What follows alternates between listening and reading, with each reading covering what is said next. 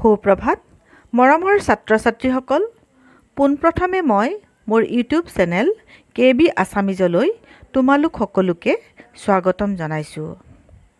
আজি মই তোমালোকক পঢ়াবলৈ ওলাইছোঁ কৈশোৰ কাল আৰু ইয়াৰ উপযোগী শিক্ষা। পাঠটি লিখিছে ডক্টৰ স্বৰ্ণলতা দাসে। সোণালী শৈশৱকালৰ সহজ সৰল গতিৰ পৰিৱৰ্তে এটি কিশোৰ বা কিশোৰী কৈশোৰ কালত নানা ধৰণৰ শাৰীৰিক, মানসিক, আৱেগিক, সামাজিক, নৈতিক আদি নানা ধৰণৰ পৰিৱৰ্তনৰ সন্মুখীন হয়। আৰু এই পৰিৱৰ্তনৰ সন্মুখীন হোৱাৰ সময়তে তেওঁলোকৰ জীৱন সংকটময় আৰু ধুমুহা বা পীড়নৰ সময় অতিক্ৰম কৰিবলগীয়া হয়। এই সময়ত ল'ৰা ছোৱালীৰ দ্ৰুতগতিত হোৱা পৰিৱৰ্তনে কেনেধৰণৰ প্ৰতিক্ৰিয়াৰ সৃষ্টি কৰে, কেনেধৰণৰ পৰিৱেশ আৰু কেনেধৰণৰ উচিত শিক্ষাৰ প্ৰয়োজন হয়, নতুবা জীৱনৰ গতিত নানা ধৰণৰ খেলিমেলিৰ সৃষ্টি হোৱাৰ পৰিৱৰ্তে বা তেওঁলোকক তাৰ পৰা ৰক্ষা কৰিবলৈ কেনেধৰণৰ শিক্ষা দিব লাগে, এই কথাখিনিয়ে পাঠ্যক্ৰমৰ অন্তৰ্ভুক্ত কৰা হৈছে। কৈশোৰ কাল নৱজাগৰণৰ কাল। জীৱনৰ অফুৰন্ত শক্তিয়ে এই সময়ত নানা ধৰণৰ কাম কৰিবলৈ কিশোৰ কিশোৰীক শৰীৰত বল, শক্তি, বুদ্ধি বৃদ্ধি হোৱাৰ বাবে নানা ধৰণৰ দিশত তেওঁলোকে নানা ধৰণৰ সমস্যাৰ সন্মুখীন হয়। সেয়েহে এই সময়ছোৱাত এটি উপযুক্ত পাঠ্যক্ৰমৰ ব্যৱস্থা কৰাটো অতি প্ৰয়োজন। এতিয়া আমি আহোঁ ডক্টৰ স্বৰ্ণলতা দাসৰ পৰিচয়লৈ। ডক্টৰ স্বৰ্ণলতা দাসৰ জন্ম হয় 1949 চনত আৰু তেখেত এগৰাকী অধ্যাপিকা আছিল। প্ৰথমতে তেওঁ গুৱাহাটী সন্দিকৈ ছোৱালী মহাবিদ্যালয়ত কিছু বছৰ শিক্ষকতা কৰি তাৰ পিছত গুৱাহাটী বিশ্ববিদ্যালয়ৰ শিক্ষা বিভাগত অধ্যাপিকা ৰূপে যোগদান কৰে। উচ্চতৰ মাধ্যমিক স্তৰৰ শিক্ষা বিষয়ৰ পাঠ্যপুথি ৰচনাত জড়িত ডক্টৰ দাসৰ ২০খনতকৈও অধিক গৱেষণা পত্ৰ ৰাষ্ট্ৰীয় আৰু আন্তঃৰাষ্ট্ৰীয় পত্ৰিকাত প্ৰকাশিত হৈছে। এতিয়া আহোঁ পাঠটিৰ মাজলৈ। মৰমৰ ছাত্ৰ-ছাত্ৰীসকল, এতিয়া আহা পাঠটোৰ মাজলৈ। কৈশোৰ কাল আৰু ইয়াৰ উপযোগী শিক্ষা পাঠটিৰ মাজেদি মানৱ জীৱনৰ কৈশোৰ কালক এক ৰূপান্তৰ কাল বুলি অভিহিত কৰিছে। শৈশৱ কালৰ যি সোণালী সহজ সৰল গতিৰ পৰিৱৰ্তে এটি কিশোৰ এই সময়ত শাৰীৰিক, মানসিক, আৱেগিক, সামাজিক, নৈতিক আদি নানা জটিল পৰিৱৰ্তনৰ মুখামুখি হয়।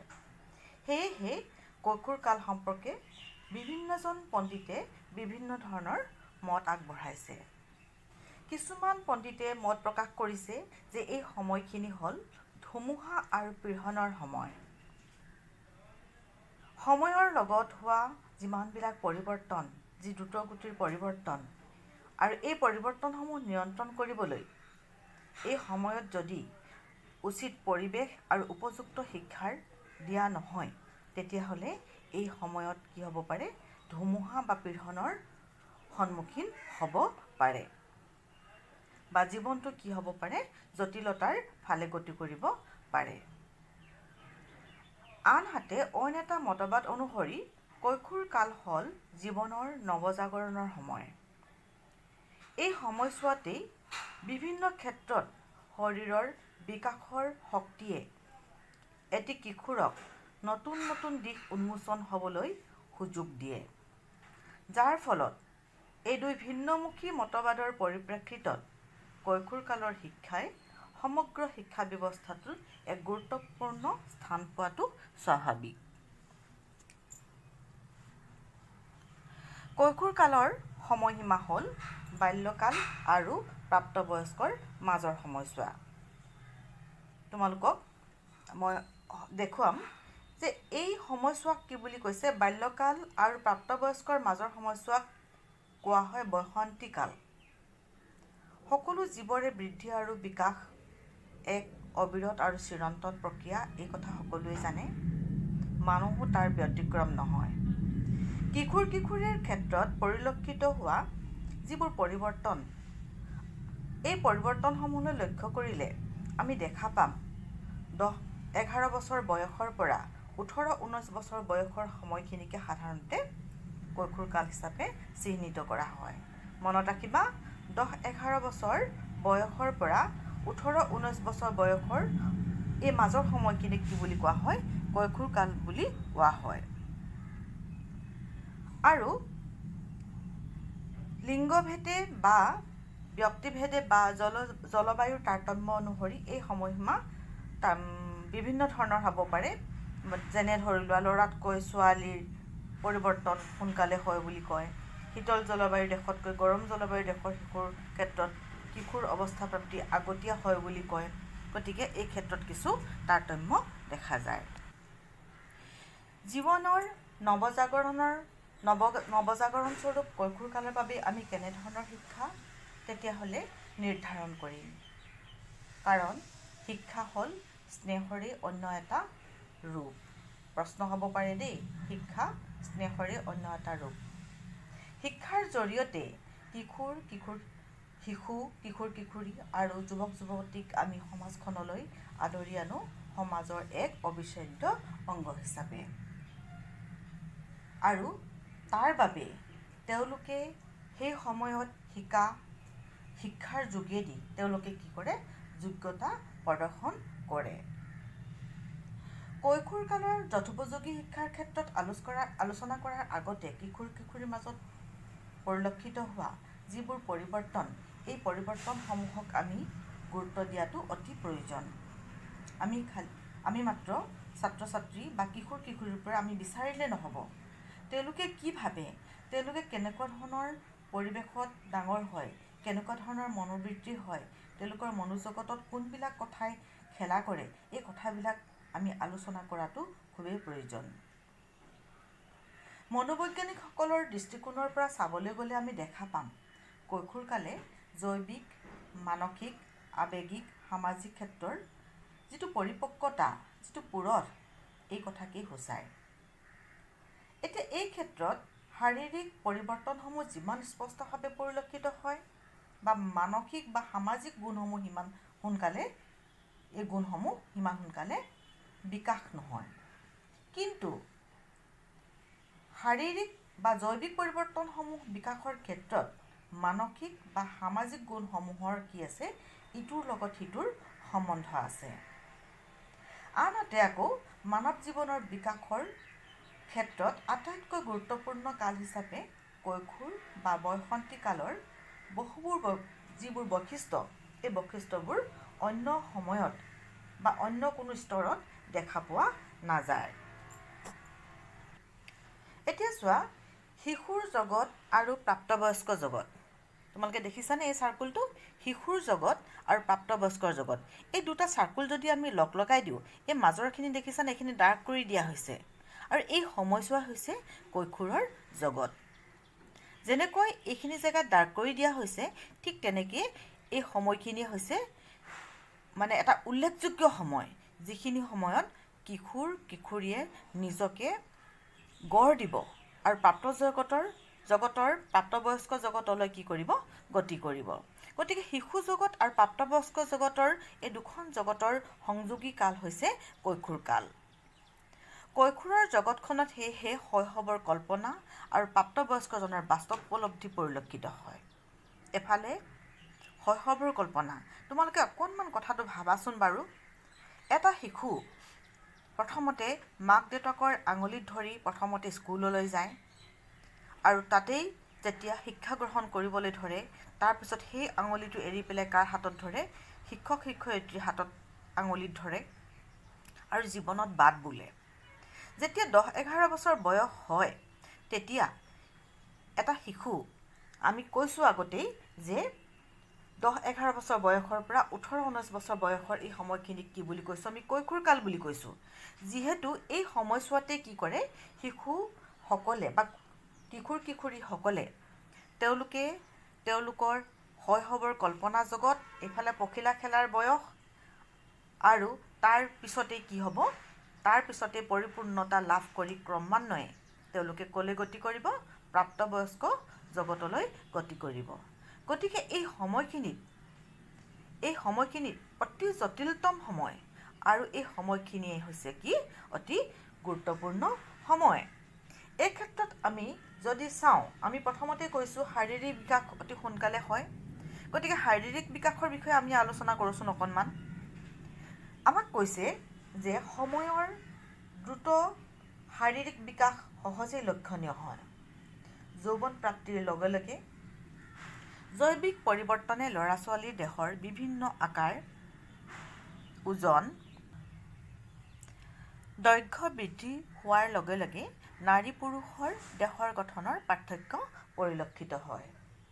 এই সময়তে শিশু বা কিশোৰ কিশোৰীয়ে কি হয় প্ৰজনন ক্ষমতা প্ৰাপ্তি হয় আৰু তাৰ ফলত শৰীৰৰ বিভিন্ন পৰিৱৰ্তন, কণ্ঠস্বৰৰ পৰিৱৰ্তন আদিয়ে দেখা দিয়ে। আৰু এই অভাৱনীয় পৰিৱৰ্তনসমূহে কিশোৰ কিশোৰীৰ মনলৈ আত্মসচেতনতাৰ ভাৱ আনি দিয়ে, যিটোৱে অনাহক ভয়, লাজ, উৎকণ্ঠাৰ সৃষ্টি কৰে। এইবিলাক আমাৰ চকুৰ আগত সাধাৰণতে পৰিলক্ষিত হয়। এই সময়খিনি বা এই ষ্টেজটো তোমালোকে যিহেতু পাৰ কৰি আহিছা, তোমালোকে নিজেই গম পাবা। শাৰীৰিক পৰিৱৰ্তনৰ লগে লগে ল'ৰাৰ কণ্ঠস্বৰৰ পৰিৱৰ্তন হয়, ছোৱালীৰো শাৰীৰিক পৰিৱৰ্তন হয়। আৰু এইবিলাকে কি হয়, সদায় দৌৰি ফুৰা বা আনৰ পিঠিত উঠি খেলা কৰা, এইবিলাক বস্তুৰ পৰা ক্ৰমান্বয়ে কি হয় অকণমান লাজ, ভয়, সংকোচ এইবিলাকৰ জন্ম হয়, যাৰ ফলত কি হয় এনেধৰণৰ কিছুমান কাম কৰিবলৈ কিশোৰে বা কিশোৰীয়ে লাজ কৰে, ভয় কৰে আৰু মনলৈ শংকা আহে, উৎকণ্ঠা বাঢ়ে। এই পৰিৱৰ্তনবিলাক সাধাৰণতে দেখা দিয়ে। আৰু এই স্তৰৰ এটা প্ৰধান বৈশিষ্ট্য হৈছে বিপৰীত লিংগকামিতা।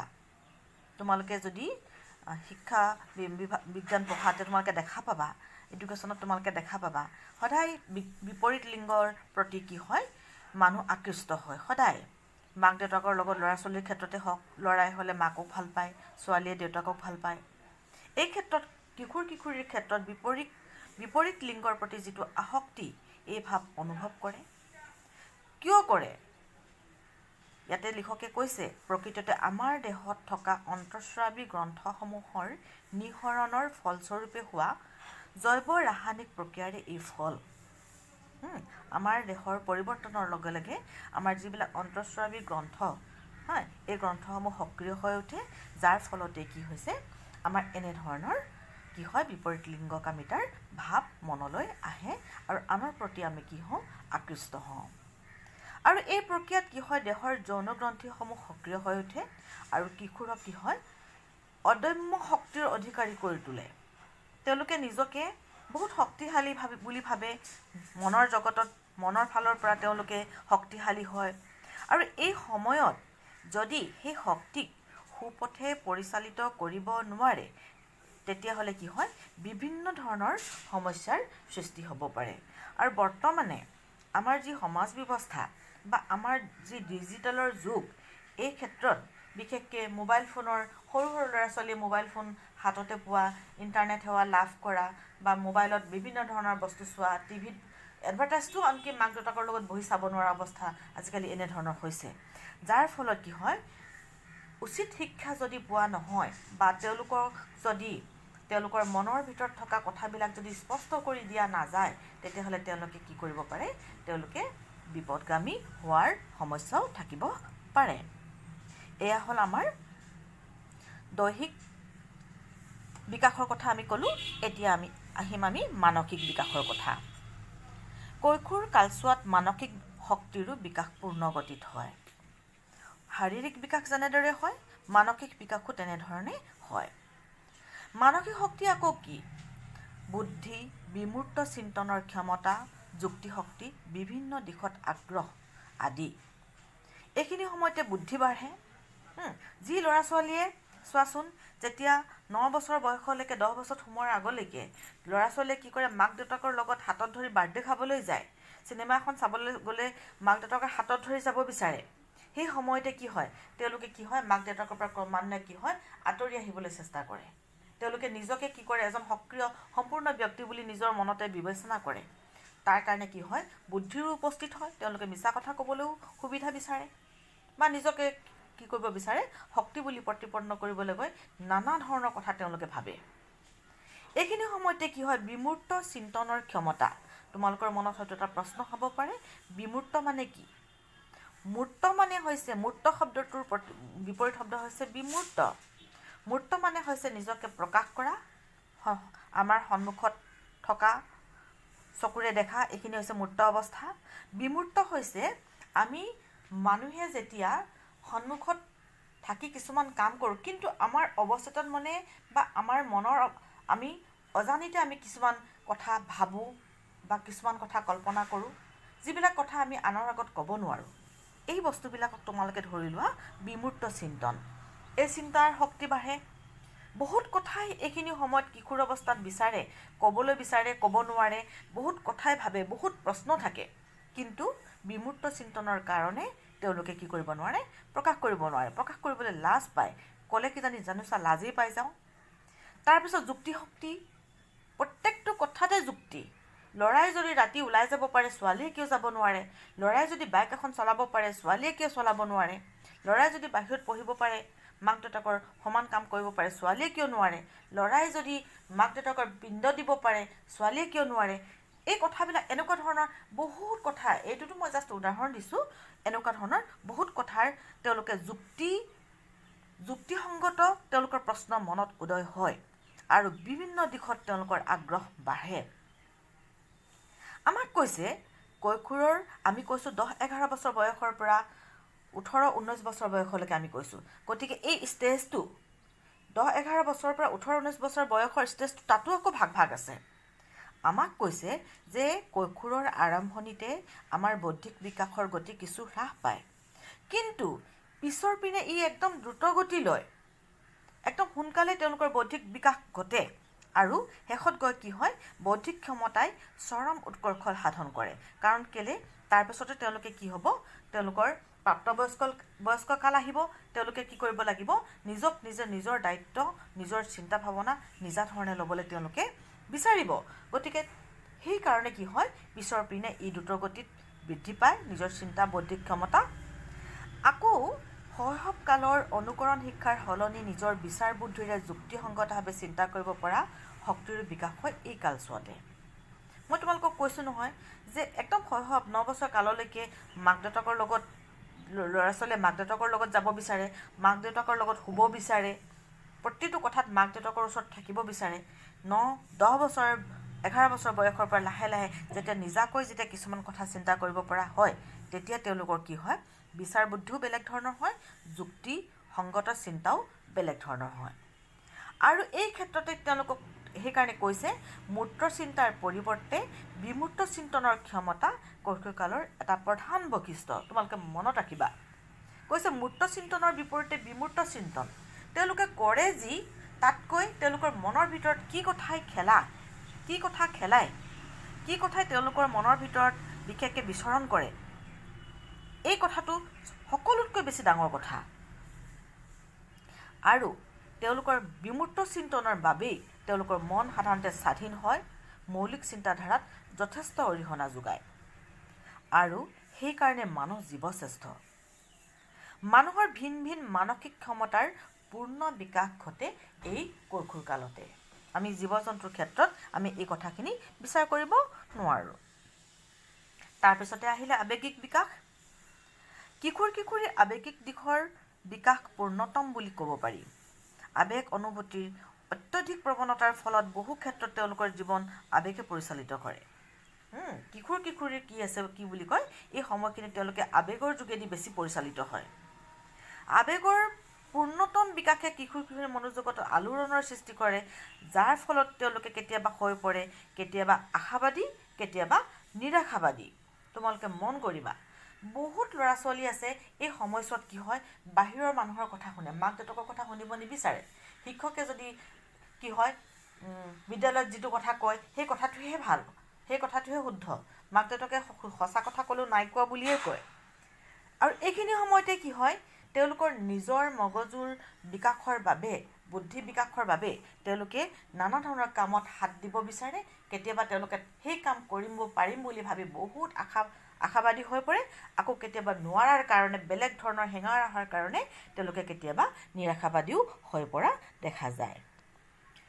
আশা নিৰাশাৰ দোমোজাত পৰি বহুতৰে আনৰ লগত মিলিব নোৱাৰা সমস্যায়ো দেখা দিয়ে আৰু বহু সময়ত এই মিলিব নোৱাৰা স্বভাৱৰ বাবে কিশোৰ কিশোৰী একেবাৰে বিদ্ৰোহী মনোভাৱাপন্ন হৈ পৰে মনবিলাক একদম বিদ্ৰোহী হৈ পৰে প্ৰত্যেকটো ক্ষেত্ৰতে কিয় নকৰিম কিয় নাযাম কিয় এই প্ৰশ্নটোৱে এই কিয় শব্দটোৱে তেওঁলোকৰ মনত খেদা দিয়ে যাৰ ফলত কিশোৰ কিশোৰীৰ মন বিদ্ৰোহী হৈ উঠে আৰু তেতিয়াই ঘৰখনৰ প্ৰতি পৰিয়ালৰ প্ৰতি সমাজৰ প্ৰতি এটা নেতিবাচক মনোভাৱ তেওঁলোকৰ মনত গঢ় লৈ উঠা দেখা যায় আৰু যদি এই সময়তে যদি উচিত শিক্ষা দিব পৰা নাযায় তেতিয়াহ'লে কি হ'ব পাৰে এইখিনি সময়তে কিশোৰ কিশোৰীসকল বিপথে পৰিচালিত হ'ব পাৰে গতিকে আমি এটা কথা ক'লোঁ যে নৈতিক আৱেগিক শিক্ষায়ো আৱেগিক বিকাশেও কি হয় কৈশোৰ জগতত বিশেষভাৱে প্ৰভাৱ পেলায়